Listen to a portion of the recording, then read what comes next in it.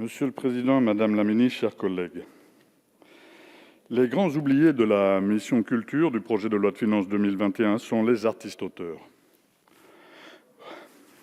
Or, la crise sanitaire traversée par notre pays agit comme un révélateur et un accélérateur des difficultés rencontrées par nos créatrices et nos créateurs.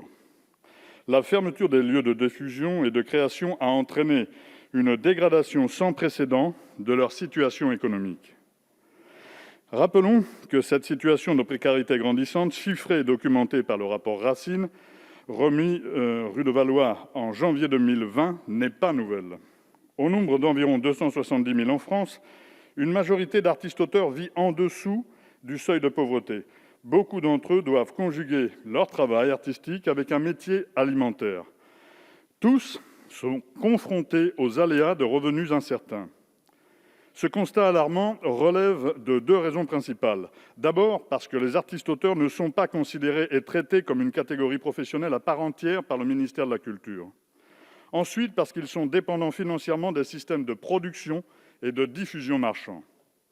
Il y a donc urgence à élaborer des politiques publiques spécifiquement tournées vers une amélioration du statut des artistes-auteurs dans notre pays. Les créatrices et les créateurs exigent de nous des mesures fortes, rapides et adaptées à leurs revendications. C'est la raison pour laquelle j'ai déposé la semaine dernière une proposition de loi visant à la création d'un centre national des artistes-auteurs. Je souhaite utiliser mon temps de parole à cette tribune aujourd'hui pour détailler le dispositif prévu par mon texte.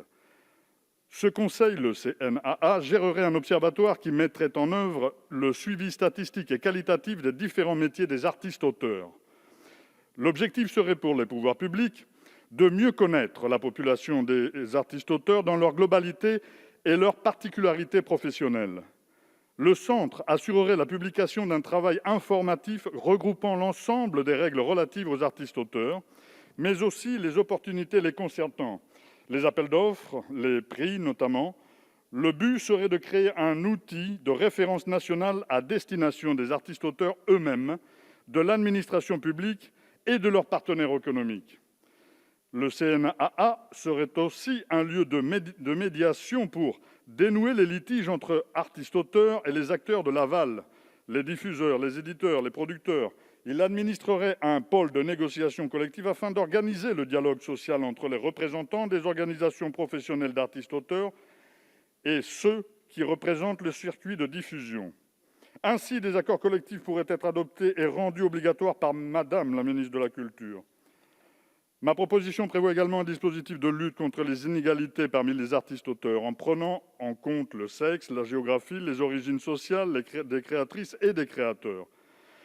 Concernant les aides en direction des artistes gérés par le CNAA, je prévois deux types de dispositifs. D'abord, un fonds de soutien à la création artistique qui ne serait pas organisé en silo, comme aujourd'hui, mais de manière globale, en prenant en compte l'ensemble de la population professionnelle des artistes-auteurs.